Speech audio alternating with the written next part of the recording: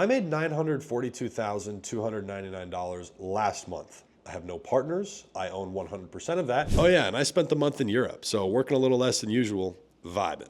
Here's the pie chart breaking down where that income came from. 89% of it was from my supplement company, and about 11% was from my consulting company. That breaks down to about 840 grand from e-com and about 100 grand clients we work with, helping them do e-com. Now I'll show you proof of this here in a moment so you can actually see the income and stuff and know that I'm not blowing smoke up your you-know-what. But understand this is not the only thing I do. These are the larger and more relevant things to the conversations today. I do have a couple other e-commerce projects as well as an 8-figure real estate portfolio. And I've been building all this since I was 17, so it was by no means quick. I'm 25 today. Let's talk about the supplement brand real quick. I sell supplements online. We manufacture everything in the US at a facility in Arizona.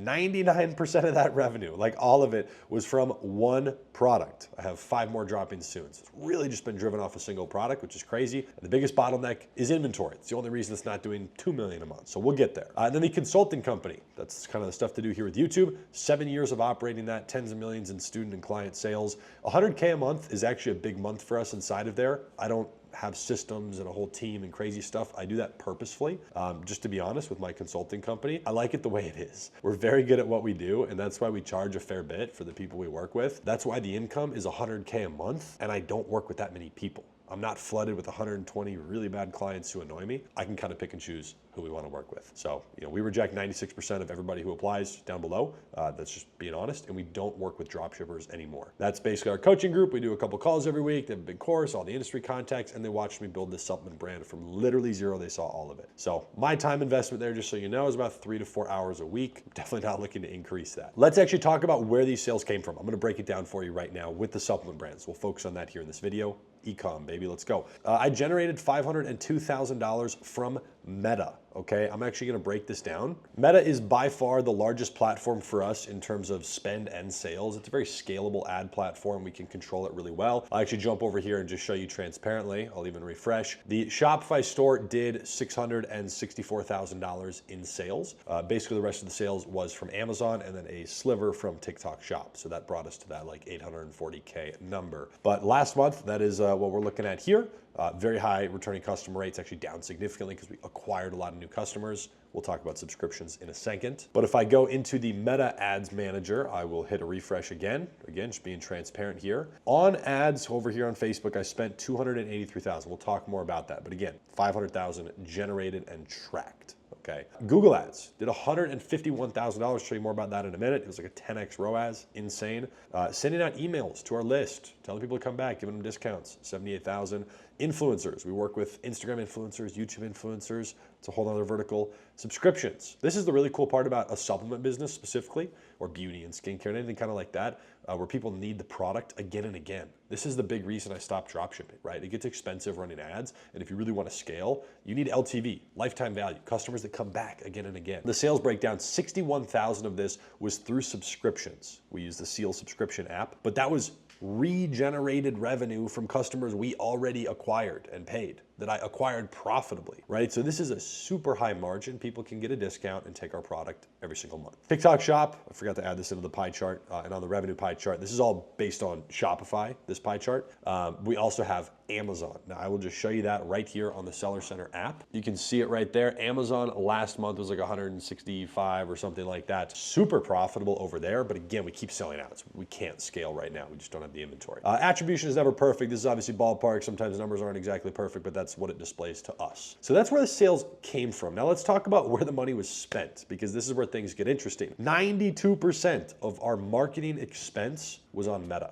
Okay, running ads on Facebook and Instagram was the overwhelming majority of that, $283,000. Now there's a couple reasons for this. First of all, we get a much higher return, making 3x, 5x, 10x our money on other platforms, but that's on smaller amounts. And you might ask, why don't you scale that? Well, we're trying, but you can't. It's a very different platform. If you look at pretty much any e-commerce business from everybody I know who runs them, if they're doing under 5 million a month or so, I'm almost guarantee it, their highest spend platform is gonna be Meta every single time. It's gonna be Facebook because it is scalable. And so for us, this is a very predictable way to acquire new customers over here on Facebook, run a lot of ads and do really well. So as long as we can be profitable on the front end, I'm acquiring a lot of stuff. New customers who are hopefully gonna come back. New subscription customers who we're again gonna come back. Customer data, emails, text messages, so that we can actually go ahead and remarket to these people. So that's stuff that really starts to generate a lot of money. Now, Google Ads was only 3.5% of this. It was $10,600. I'll actually just jump down and show you that produced $151,000. Now, I'm a little skeptical on that number. I feel it's more like 100, maybe 120. Attribution is never perfect, but it is a ridiculously profitable platform for us. But Google will never, ever spend more than Meta for us. It's just not that platform. And then influencers, we're actively working to scale this. The month before was 8.7K. The month before that was 7K. So we're just working our way up. Influencers, another 3.5%. We spent about $11,000 there. Have a couple large YouTubers on retainers. We do a couple of Instagram posts, and that's pretty much it. So looking to grow that and get our product integrated into the hands of people that are well known in the fitness space and stuff. So that's really kind of where we're at. Front-end customer acquisition, this is what I just mentioned to you. The reason I'm more than willing to break even on Facebook, now we do make money, but I'm willing to break even, is because we're getting awareness. I'm getting contacts. That'll make us a lot of money later, huge amount of money. One-time new customers, people who just buy one time. Okay, we've had customers come back as much as 11 times tracked. They did not take a subscription, but they've shopped 11 different times with us. That's crazy, especially considering we don't have a crazy line of products. And then subscriptions. You saw last month was $61,000 of monthly subscription being billed. Stick with me for 2 seconds here. Look how important this is. 61K, great. That's what was billed last month. Do you want to know what we're on track for this month because of last month's sales? $180,000 of subscriptions are scheduled to be billed in July. Not all of these are gonna bill. Some people are gonna cancel. We got I'm not gonna say our numbers, but we have, some people will leave for sure. But a good chunk of these are going to stay. And that's insane. So again, as long as I can break even with getting new customers, we're golden. And again, we're profitable, but we're golden. One of the things I wanted to share with you here in this video is talking about what I did that made such a big change. Because if you don't know, if you haven't followed along, watch my How to Make FU Money with Supplements little series. I posted 2 parts of that. But talking about the growth of this brand, okay? Because just in January, this brand did 62K. February, this thing did 190K. March, 430K. And then I was in the 400s for the next couple of months, and now this last month was 840K. That's some pretty quick growth, right? Just for this brand, which is insane. How did I do that? I found the biggest lever I can pull, and I yanked the ever-living shit out of it. I stood on that thing. That lever, 9 times out of 10 for an e-commerce business of any kind, is going to be Facebook ad. First of all, it's where my experience is. It's one of the main things we focus on with my consulting company is helping people pull that bigger lever. But this brand started very slow and steady organically on TikTok. Once you kind of prove your concept, you need to yank the lever. And yeah, I could have been trying Twitter ads and Snapchat and, oh, Hayden, why don't you do this? You should try Pinterest. All those things can be good platforms, but they're never main sales drivers, almost ever at scale. Right now, I'm spending over $20,000 a day just on this brand, just on one product. And remember, as a business owner, this is revenue, total cash collected. Also, depending on the stage of the business, you might not be taking any profits out. A lot of people, typically younger, try to get into the e-commerce space and they think, hey, I'm gonna make 50K this month, 30K profit, I'm gonna make 30K. That could maybe be true with dropshipping. I kept a lot of the cash, but a business like this is very different. Massive amounts of inventory, ordering stuff up front.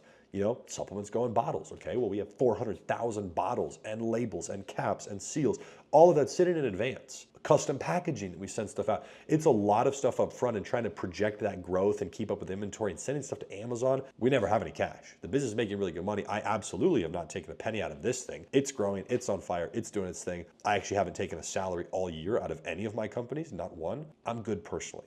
I don't spend very much money. I'm just here chilling, working. But I'm letting the business grow and just doing its thing, right? Just some advice and insight for you.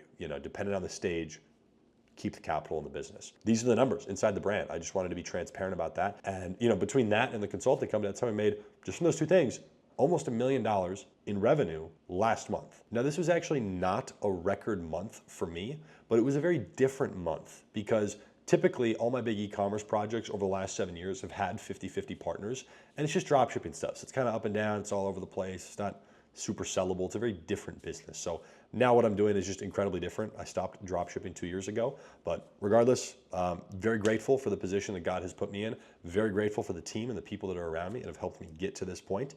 And if you have any questions at all, I just try to be really transparent here. Let me know. Leave a comment. I'm an open book. Hope you enjoyed the video.